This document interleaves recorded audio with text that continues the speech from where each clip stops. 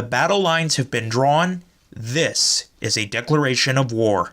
Hey everyone, Templar74 here with another Yu-Gi-Oh video, and today's Yu-Gi-Oh video is going to be my thoughts and impressions regarding the latest episode of Yu-Gi-Oh VRAINS, episode 71, appropriately named Declaration of War. And I gotta be honest with you guys, overall, this episode was a nice tone down to last week's episode, which was plot overload, hype overload, action overload. Last week's episode, it took me 2 or 3 times to rewatch it just to digest everything. So this week's episode was really a nice tone down for it, while still keeping up with the suspense, the action, and also a little bit more into the backstory of our new enemies here of Lightning and Windy. But yeah, although I did have a quirk with it at the very beginning of the episode, overall, I thought this episode was really good. I really enjoyed ending 4, the new ending, and we'll talk about that soon enough here in the video.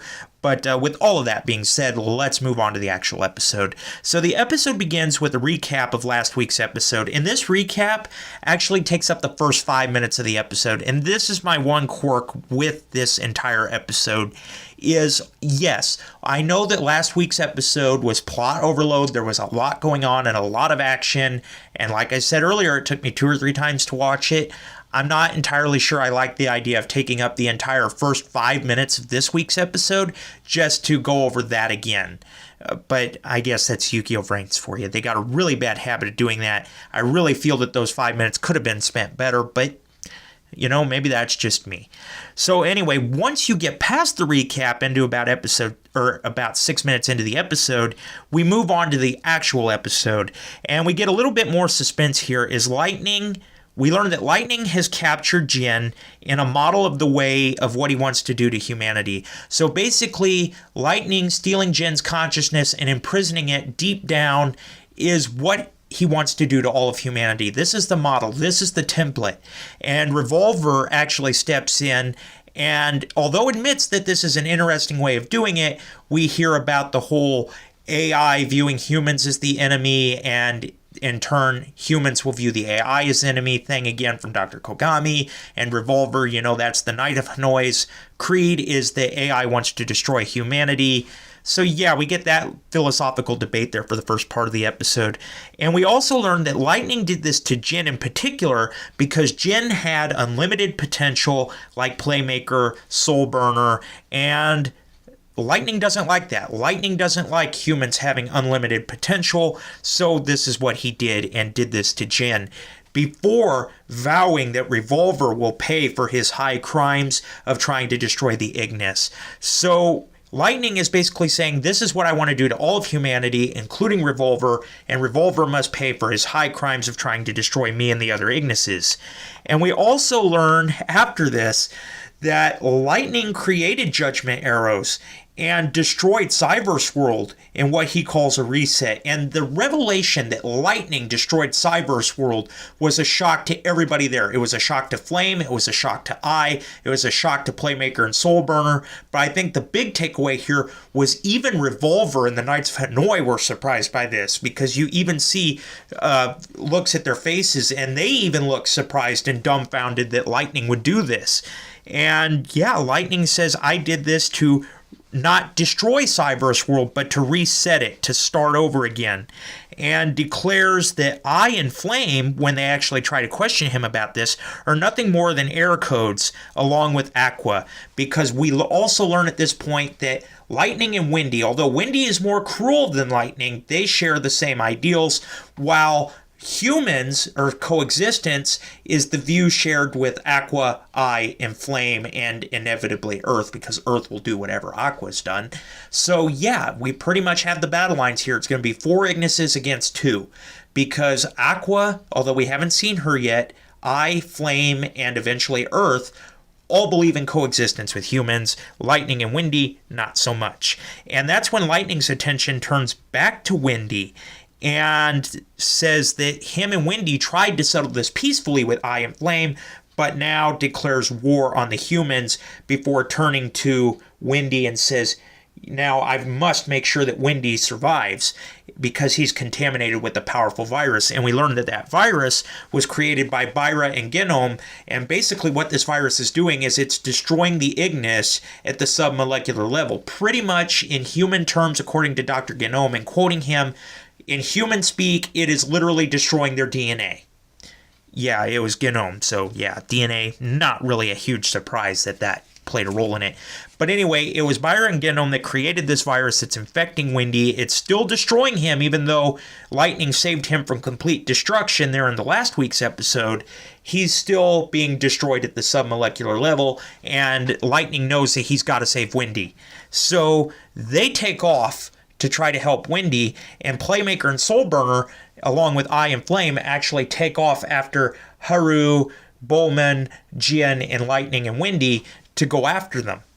While this is going on, Spectre comes up and asks Revolver what they're going to do next, and Revolver orders the Knights to stand down and to send the location to Solid Technology. Pretty much what we're seeing here is the old adage of the enemy of my enemy is my friend, and that's actually what Spectre is saying here. So pretty much at this point, the Knights of Hanoi are going to step back, and they're going to let Solid Technology and Playmaker and Soulburner do most of the grunt work here. And then they'll swoop in after their numbers have been decimated. So yeah, the Knights of Hanoi are actually helping Solid Technology and Flame and Soulburner and Playmaker and I by just saying, we're going to step out of the way. And they actually do send the location of Windy's world to Solid Technology, who, although they think this is a trap because they blatantly know that it came from the Knights of Hanoi, they still send the bounty hunters in there. We see Go's henchmen, but not Go. And we also see Blood Shepherd arrive.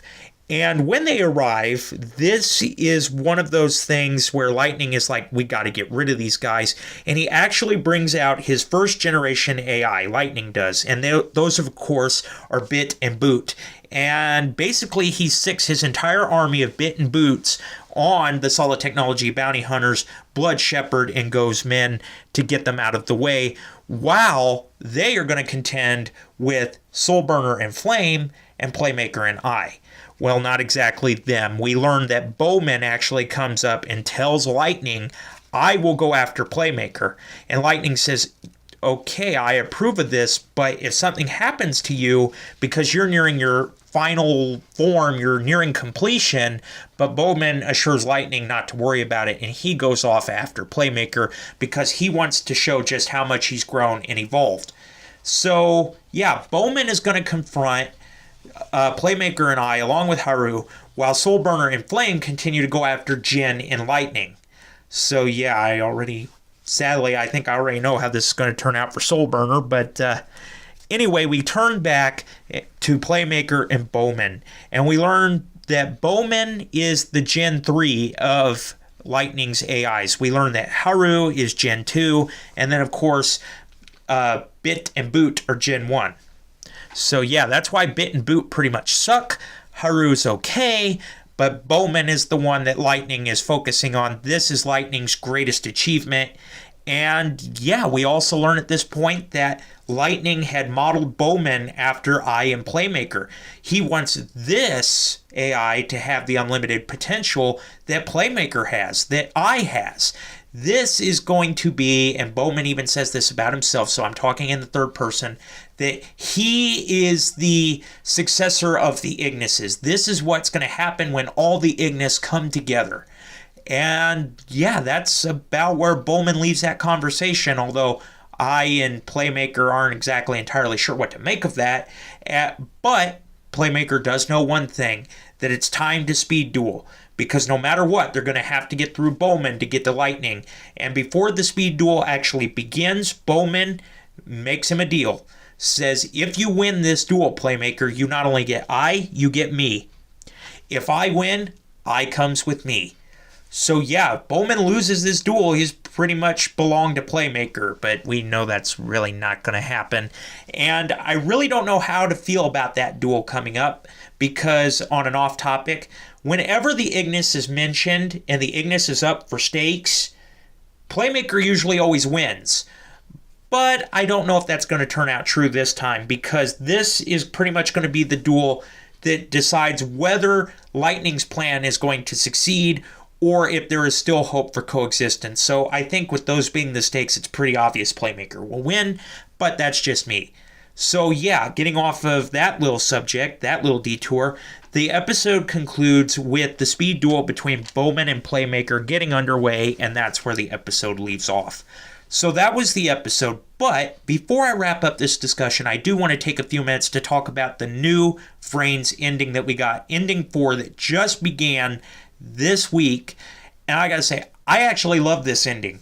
I really loved the music, I really liked how it was done, and I really liked the animation. I liked all the animations that kind of hint towards the end of Vrains. We're going to see more coexistence, because we actually see some screenshots here of Eye and Flame and Aqua and Earth coexisting with the likes of Emma and Aoi and Yusaku and Takeru. You know, we see these all these characters at the end of this come into coexistence from the looks of it. And of course, we also got some new edited versions of Revolver. And I like that, because I've noticed that so far, since we've gotten revealed to Revolver's new virtual reality form, they have not updated the opening. They did it for Blue Girl almost immediately. They did it for Go almost immediately. For Revolver, nope. In the opening, he still resembles his first version. And the end of the episode, now he's in his current version. So yeah, that's another quirk I have about Vrains. But anyway, overall, really enjoyed the episode. Loved the ending. And with that being said, in the comments down below, let me know what you guys thought of this week's episode. Did you love it? Did you hate it? Did you think it was just there? What are some of your predictions for the Bowman versus Playmaker duel? What are some of your predictions on Lightning going against Soulburner and Flame, if that actually happens? What are your thoughts on when we're going to see Aqua finally make her appearance along with Earth? Do you think we'll see them at the same time? Do you think we'll see one before the other? Will Wendy survive Byra and Genome's virus? Just let me know what your guys' thoughts are about all this in the comment section down below, because as always, I enjoy hearing from you. All right, everyone, as always, Templar74 signing off. Have a great day, everybody, and I'll talk to you all next time. Goodbye, everybody.